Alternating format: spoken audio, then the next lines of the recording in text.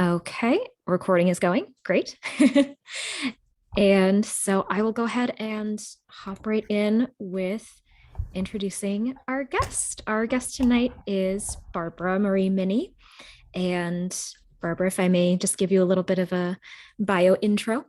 Barbara is a native of West Virginia, writes personal poetry that describes her feelings, thoughts, and passions while struggling to live her truth as a transgender woman.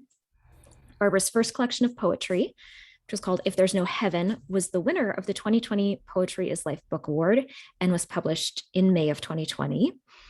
It was also selected by the Akron Beacon Journal as the best Northeast Ohio book in 2020.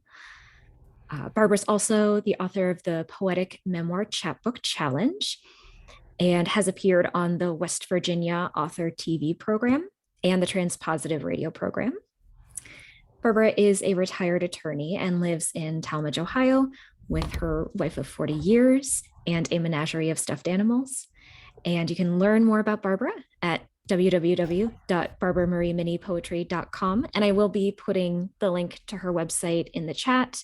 And also throughout the course of the event, I will sprinkle in links to some of her social media, her Goodreads, things like that, so that you can connect and, know when there's new exciting things coming out from Barbara. But with that, I think that's pretty much it as far as introductions go. So Barbara, I will hand it over to you and we can hop right in. All right. Thank you so very much. And thank you all for being here this evening. I hope that we have a workshop that is both informative and fun. I'm going to try to hopefully share my screen with you. Oh, it's disabled. Can you give me screen sharing?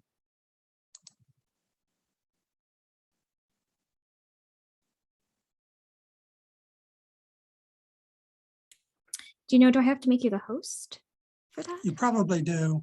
Okay, that's fine. Okay. Let me know if that works. There we go.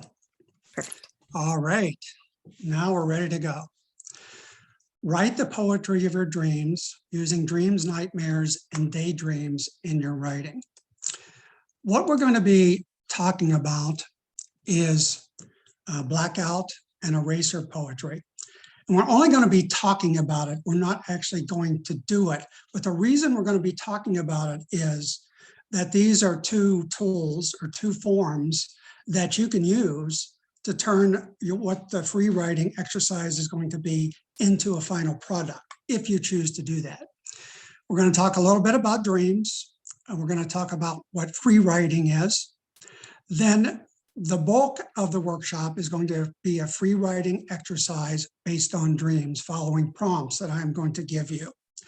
So you need to have whatever your mode of writing is, whether it's a computer, an iPad, or a pencil and paper. Then at the end, we're going to have some time for sharing and discussion, and hopefully that will lead into an exchange with each other. Obviously, in a workshop, we have a limited time. Real quick, if everyone could please mute themselves so we don't get any interference with Barbara. Thank you so much. In a workshop, we only have limited time. So I want to, as I said, give you tools that you can take and use to continue working on your own. Don't expect to leave the workshop with a finished product. If you do, that is phenomenal. And we will hope to hear about it at the end of the workshop. What we're going to do is just write and hopefully allow your inner voice to take over. I want to provide you more tools for your toolbox. And this is unlike other workshops. There's going to be no criticism, no critique. There's no wrong way to do this. You just need to follow your intuition, and where your mind takes you. Yeah. We are here to support and encourage each other, no matter where we are on our writing journey. Yeah. Well, but Uh, were you hungry then? I think it's Pam. Could you please mute yourself? We're just getting a lot of background noise. Thank you. Okay, blackout poetry, as I said, is a technique that may be used to provide or produce the finished product based upon your free writing exercise. Blackout poetry is a very good way to get your creative juices flowing, and it can help you overcome writer's block. And free writing is also a good way to overcome writer's block. I recently sat down at my computer. I had no idea what I was going to write about. And I started by saying, I have no idea what I'm going to write about, and took off from there and ended up with a pretty good poem. Blackout poetry started with newspapers, but you can use just about any source these days, like a book, a newspaper. I've been experimenting with taking pages from my journal and turning them into blackout poetry. You can even use other poems. There's several ways to do blackout poetry.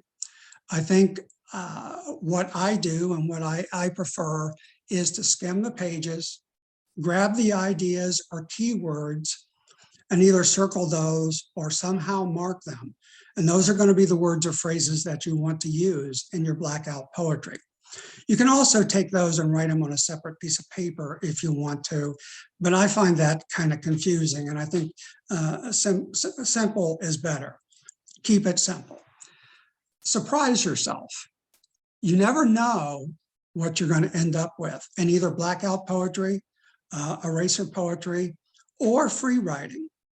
So be surprised by what comes out of your mind or comes out of your pen and makes its way to the paper. The blackout word, you black out the words you don't want to use, and what remains is your poem. And be sure to credit or acknowledge the primary source. The central idea in blackout poetry is to create a completely new text or completely new work from a previously published words and images. And the readers are free to interpret it as they wish. Blackout poetry is also sometimes referred to as appropriation art, which means the writer is taking something someone else has created and using it to create something new. Blackout poetry is also sometimes used interchangeably with found poetry or eraser poetry, but there are distinctions between the three. Blackout poetry is when poets take a found document, traditionally, as I said, a print newspaper, cross out a majority of the existing text, leaving visible only the words that comprise their poem, thereby revealing an entirely new work of literature birthed from an existing one. That's what's so neat about it. You're taking something someone else has written and turning it into your own piece of art or your own work.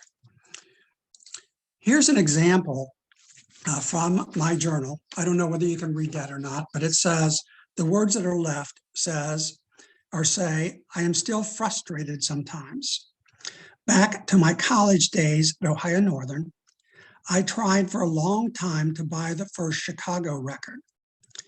The record was in the window, but the shop was always closed. Another example that's also taken from my journal is based upon actually a dream that I had. The journal entry is based upon a dream that I had. And the blackout poetry says, a strange experience this morning, transported to this place that seemed very peaceful, although quite barren. I did not want to leave. It was an ordeal, but it could have been worse. I really did not feel the sadness. So you can take what someone else has created, black out the words, and the words that are leaving are what you want to express at that particular point in time. Eraser poetry is very similar to blackout poetry, but the words that are not to be included in the poem are actually erased. They disappear. They're not blacked out, they're erased. The words that are left comprise the poem. And usually they're left in the order that the words appeared in the primary source, but another form may be used. And again, make sure to credit your primary source. Here's an example of an eraser poem that I did based upon a newspaper column that was written by Connie Schultz. And the primary source material was entitled Ukrainian Girl Sings Let It Go for All of Us. And the poem, the eraser poem, Let It Go, I was hovering in the kitchen doorway. Mom was weeping. She kept talking. Dad told her, this is war. I silently prayed for fellow humans who live far away. We have lived in fear.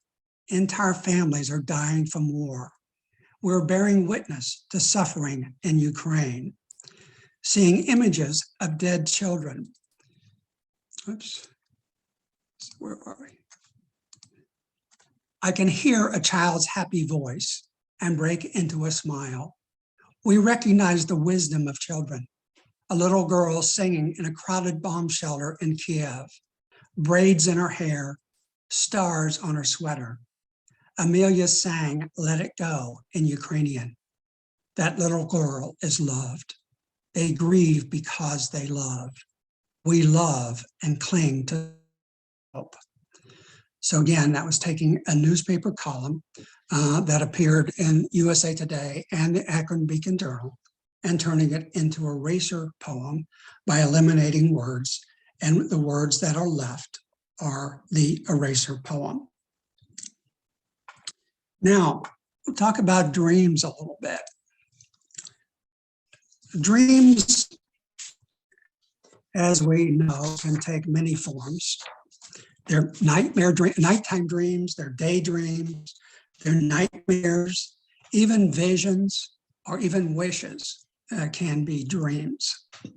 Dreams can be entertaining, they can be erotic, they can be disturbing, they can be scary or downright bizarre, which my dreams are in the latter category. They're usually downright bizarre.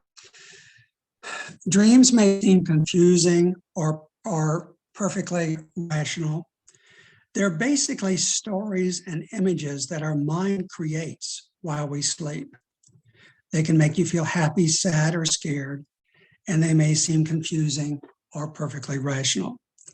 Dreams can happen at any time during sleep, but you have your most vivid dreams during a phase called REM, rapid eye movement sleep. That's when your brain is most active. Some experts say we dream at least 4 to 6 times a night. Often I don't remember my dreams, but lately I have been remembering them, and they have been more vivid than they have been in the past. A lucid dream is one in which you know you're dreaming. And research shows that lucid dreaming comes with a boost of activity in parts of the brain, again, that are usually restful during sleep. So lucid dreaming also awakens a part of your brain. And it usually happens between a brain state, when you're in a brain state between REM sleep and being awake. Nightmares, we know, are bad dreams. It's common in both children and adults. Keep in mind, though, and my wife has to continually remind me of this, that no matter how scary or bizarre a nightmare or dream is, it's not real and most likely won't happen to you in real life. Famous songs have been inspired by dreams. One example is Let It Be by the Beatles. Most people think the Mother Mary referred to in Let It Be is a religious symbol. It's not. It's Paul McCartney's mother, and it's based upon a dream that he had in which his mother Mary came to him. The woodland Indians of North America taught their children their dreams are the single most important source of both practical and spiritual guidance. and they often began each morning by relating their dreams to each other. Now, finally, first, here's a poem, an example of a poem that I wrote based upon a dream that I had. And in the dream, I dreamed that I was with God, but God was not the traditional type of a person in white robes and a long beard. In actuality, he looked more like Ernest Hemingway. He was in a Norwegian a sweater, a cap, a watch cap, but it was a very real dream nonetheless. And I titled the poem Floating. Floating through crystal clouds, no destination in mind, struggling to hold on to what's left of me, our ghosts playing in the wind.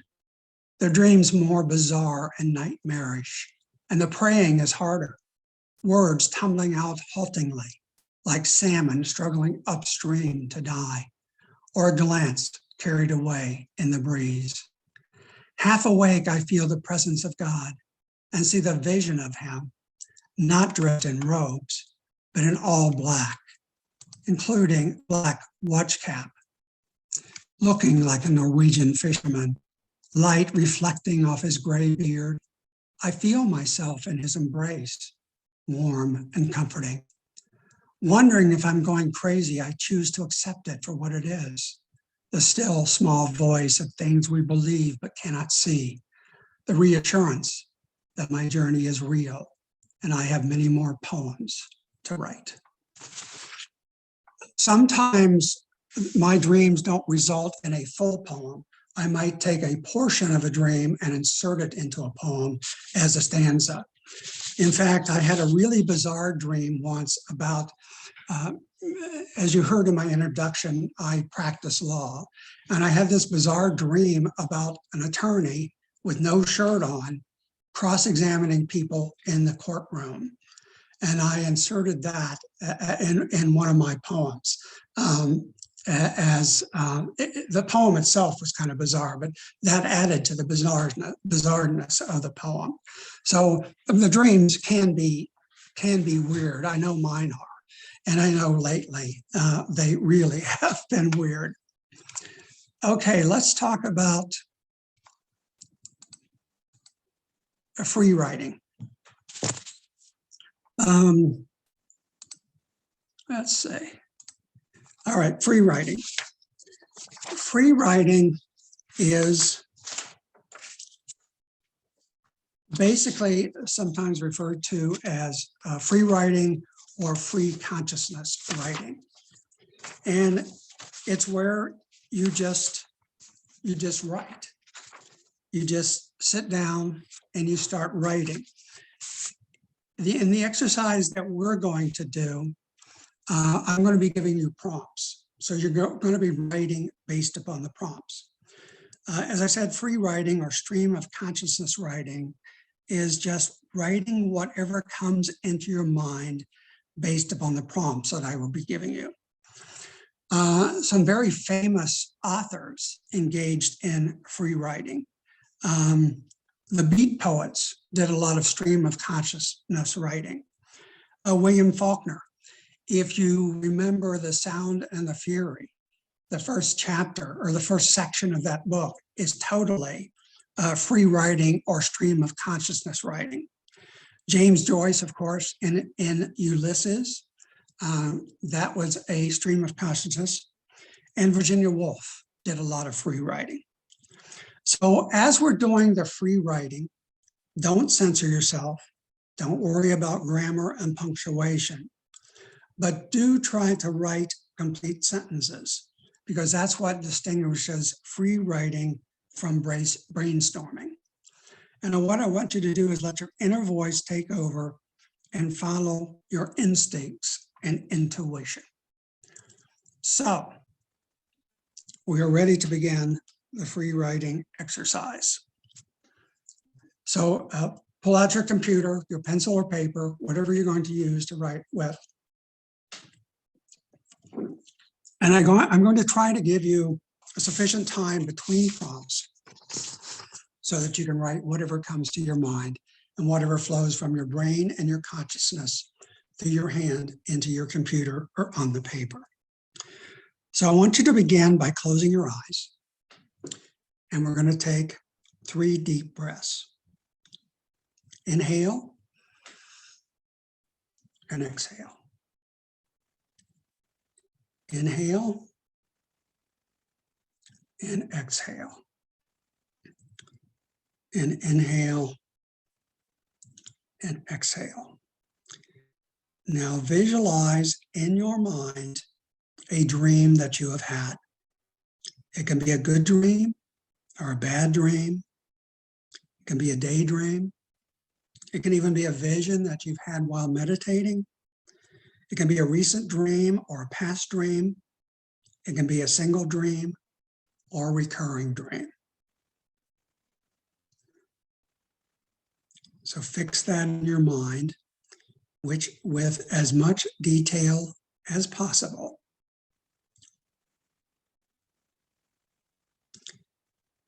And now we're going to write. The first prompt, where is the dream taking place? Describe in as much detail as possible the setting, the location, the environment, what you see in the background.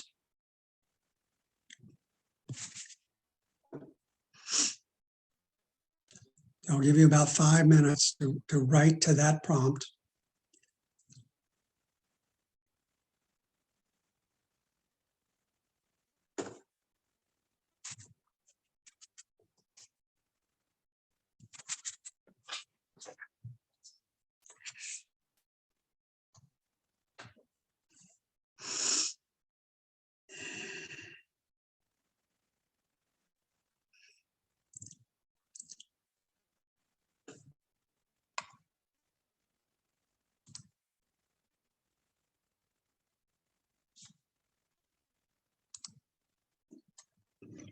Remember, just write, don't censor yourself. Just describe what you're seeing in the dream in terms of the location and the background and the setting.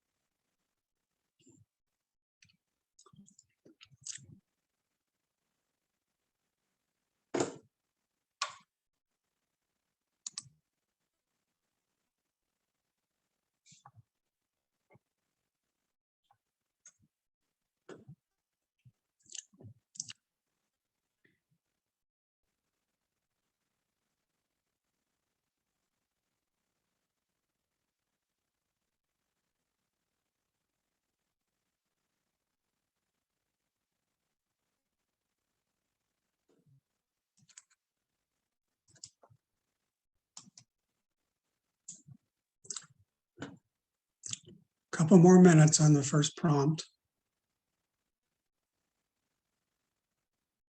I can see some of you still writing. That's good.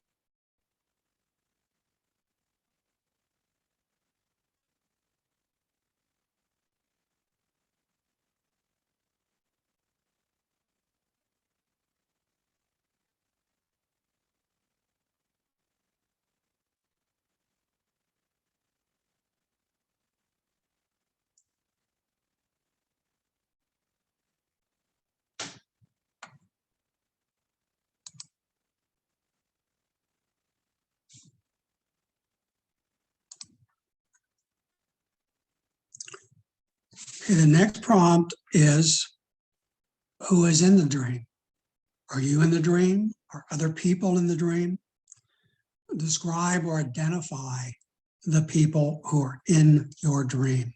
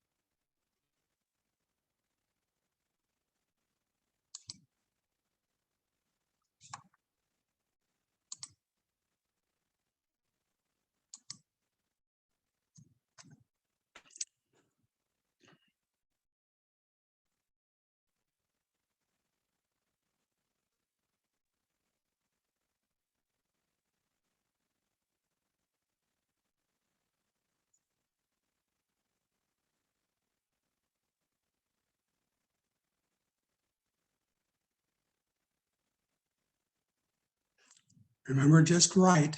Don't think too much. Just write whatever comes into your mind.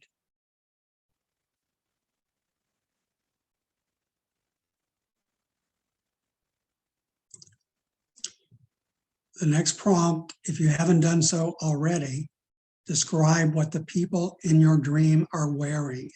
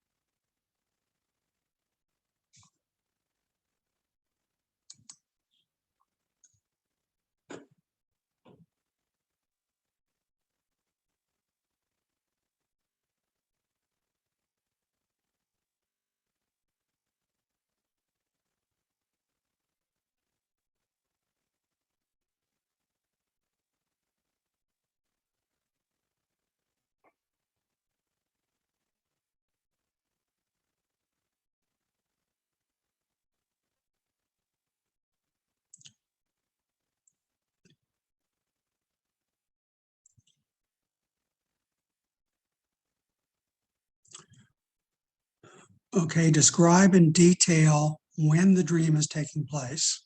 Is it the present, the past, or some other dimension, or some place I've never thought of? So describe in as much detail as possible when the dream is taking place.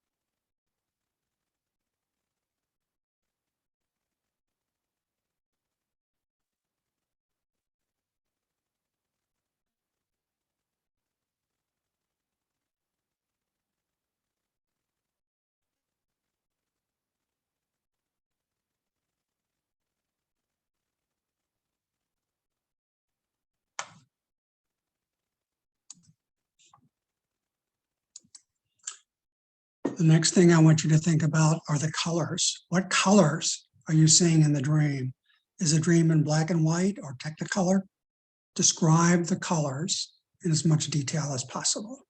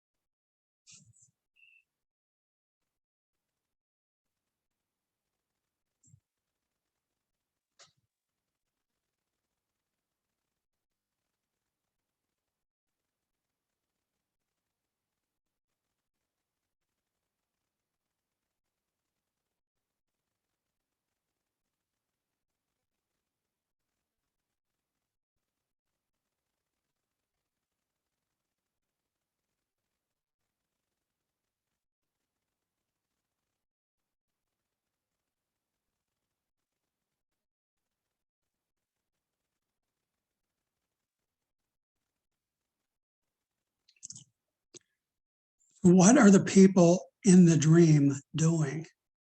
Whether it's you or whether there are other people, what are they doing?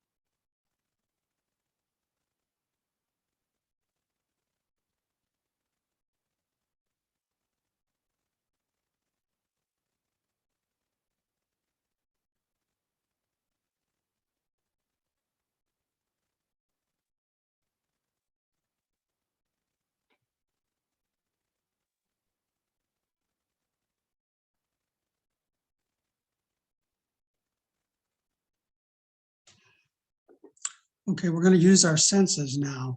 Is there a smell in your dream? If so, describe the smell.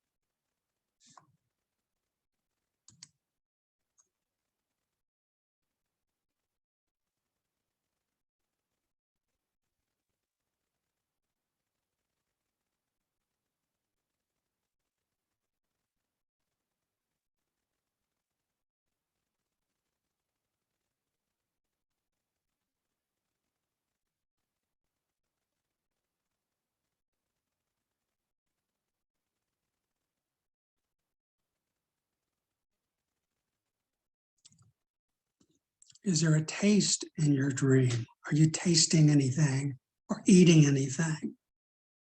If so, describe the taste.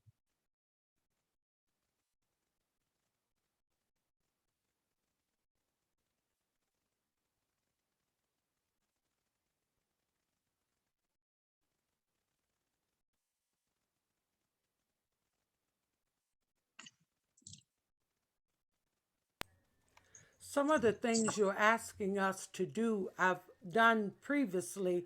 So what do I do? Add to that or what? You can add to it if you want to, or you can wait for the next prompt. Okay, thank you. Yeah. I mean, do whatever feels right to you, because as I said, there's no right or wrong way to do this. So if you want to expand on what you wrote previously, you can certainly do that. I know some of these prompts are interchangeable or interlapped a little bit. I understand that, but I want to make sure that we get the full picture of what you're seeing in your mind and getting that down on paper. So, yeah, we're talking about smell now or taste now, but the next prompt would be, are there any sounds? Is there any noise in your dreams, in your dream that you're writing about? And if there is, identify that noise or that sound.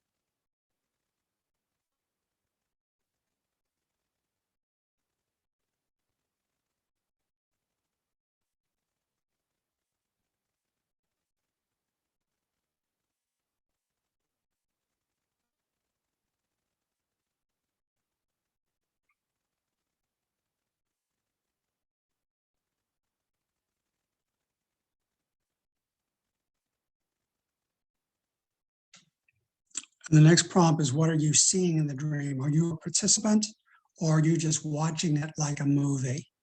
So describe that. And describe any shapes or sizes that you're seeing in the movie, or seeing in the dream, using your eyes, the senses of your eyes this time.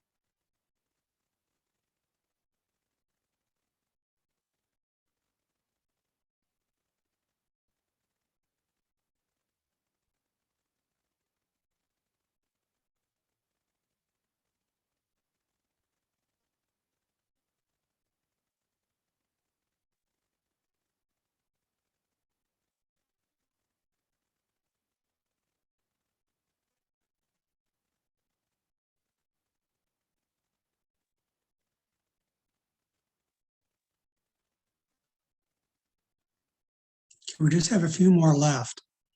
The next one is the sense of touch. Is there any texture to your dream? Is there anything that you are touching and feeling with your hands?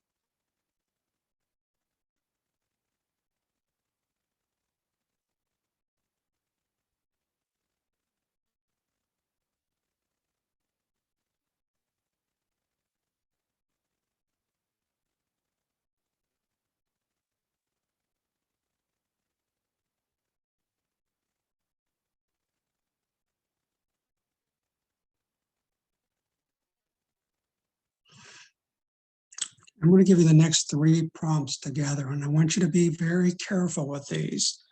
If they are going to trigger anything, then just skip over them.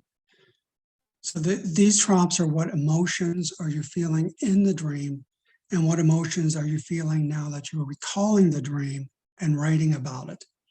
And finally, how does the dream end? How is it resolved?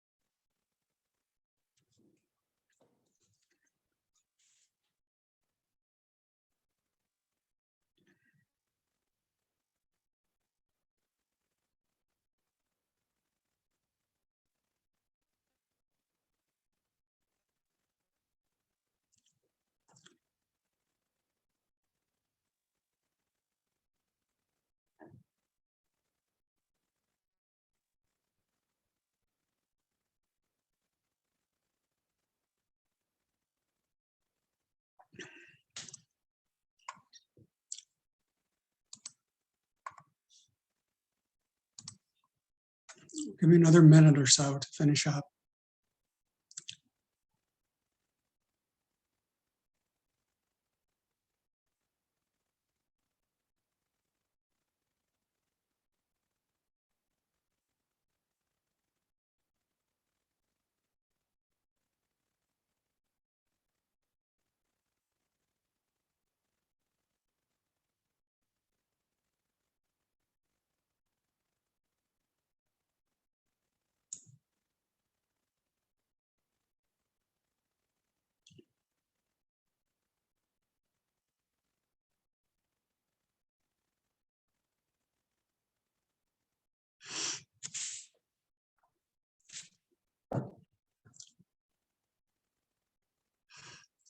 Okay, come up for air, take some deep breaths.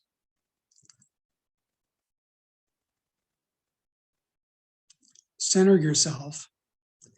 And I want you to go back and look at what you've written and underline or highlight any sentence, word, or phrase that surprises you, or seems particularly significant, or something that you might use in a finished product, whether it be prose or poetry. I'm going to give you a couple of minutes to do that.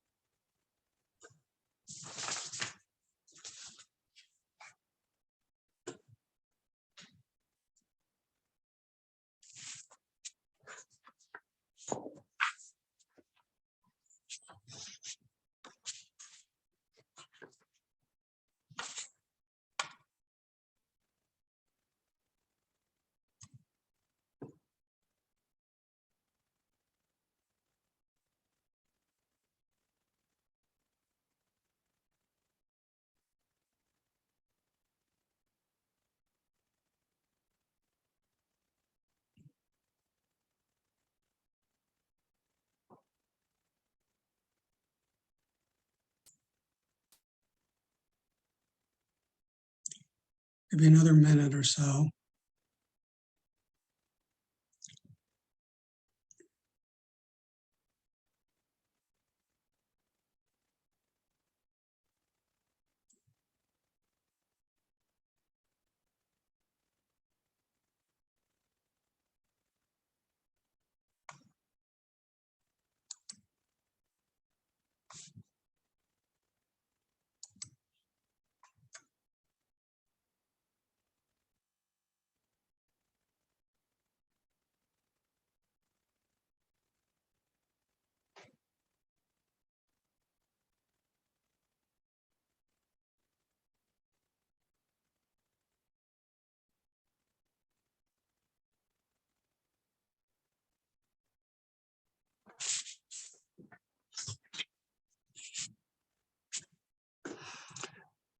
Okay, I'm going to open the workshop up now to questions, comments, concerns, snide remarks.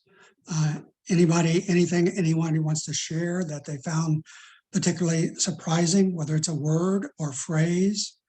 Any comments about what you were feeling as you were going through this exercise, or what you were feeling as you were recalling the dream or dreams that you were writing about. So feel free to share. We're not going to criticize or critique. We're just going to encourage one another. Anybody want to share anything from their writing exercise?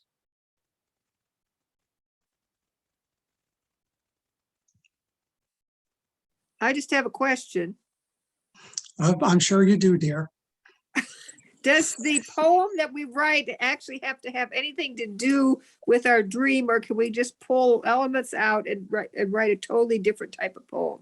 That's an excellent question, and I intended to say that. You can use any, all, or none of what you wrote today in your finished product. You can do two or three different projects out of it. It's totally up to you how you use it. And as I said at the outset, you could create a blackout poem out of it. You could create an eraser poem out of it. You can create a totally new form of a poem out of it. It's totally up to you how you use it, or whether you want to use any of it at all. The writing exercise may have triggered something else in you that you would rather write about than the dream that we wrote about during this exercise. So yeah, that's a very good question. Anybody else have any questions or comments or anything they want to share? I found it really helpful. I had a bizarre dream this morning and I didn't have time to do anything with it. And now the more I uncover it and examine it and pull it apart, wow, like it's very confusing, all of the elements that occurred together in one space. So I think there must be something in it. It must be important. But I'm curious to figure out exactly why it's important. I'm not sure why yet.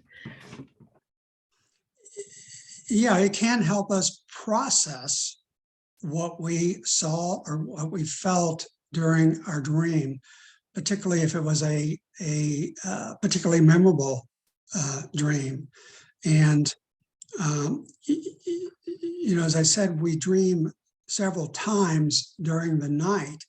But I know for me, I don't remember every dream that I had. The dream that I probably remember is the one I had right before I woke up. The others are just kind of lost to time or the universe or wherever they go. But yeah, it can help us process. It's kind of therapeutic, actually. Yeah.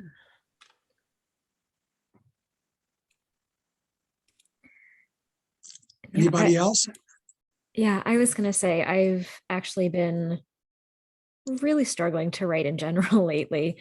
And this was a really nice way to kind of loosen that back up. And, I found a few little lines throughout it that kind of sound like my voice again, which is really nice. So thank you for that opportunity. Well, thank you. And it is a good way to break writer's block. You just sit down, as I said, I just sat down one day and said, I don't have any idea what to write about. And then just started writing whatever came to my mind. And that turned into a poem. So yeah, and blackout and eraser poetry are a good way to break writer's block too. It's kind of like, it's a good mental exercise because it's kind of like putting a puzzle together when you're determining what to black out or what to erase and what to keep. And I'm always surprised at what I end up with. And I think that's what makes it so neat. Anybody else have anything they want to share? Did anyone actually end up with a poem or a rough draft of a finished product?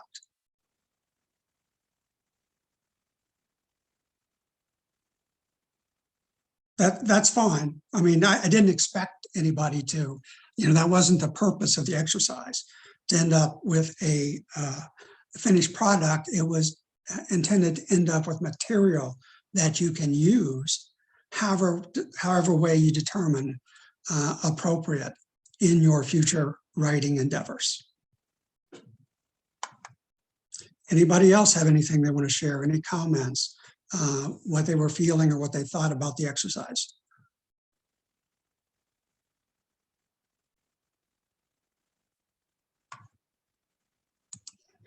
If you don't want to share here, please feel free to contact me with any follow-up questions. Or if you want to share your finished product or anything about the workshop, I'm not going to critique it. I'm going to encourage it and give you positive feedback on whatever it is that you wrote or ended up with. And keep in mind, you can use, as I said, any, all, or none of what you wrote today. And I would urge you to try free writing on your own. It doesn't have to be based on prompts. You can just sit down and write whatever comes to your mind or whatever is flowing through your consciousness at that particular point in time. That's how some great works of literature were written. And while we probably can't aspire to those heights, we can certainly aspire to our own heights and surprise and improve our own writing by using these techniques. Does anyone have anything else they want to say? It looks like we have a question in the chat. Would it be possible to make the information from the PowerPoint available to the attendants? Yes. And we'll have the recording as well. Yeah, from what I understand from the email I got from Jeremy, it's going to be on YouTube. Yeah. Okay, cool. I think there was actually, I'm not very technologically advanced. I think there was one slide that I actually skipped over, and that was the one on free writing. So yeah, I can send the PowerPoint to Jeremy or whoever, or I can distribute it, I guess, if I have the email addresses of all the attendees. Yeah, That would be yeah, I think Jeremy should have the registration info for the attendees. So maybe if you get the PowerPoint to him, he can distribute it, or, maybe share the info on the Facebook or something like that. Yeah, I would absolutely be thrilled to do that, because, I think we all need to share the information and knowledge that we have with each other. And again, it goes back to encouraging and supporting each other as writers, wherever we are on our writing journey. Some are just beginning, some are more advanced. And the more encouragement and support we can give, I think the better our community will be. So if there's nothing else, thank you so much. I hope you got a little something out of this workshop.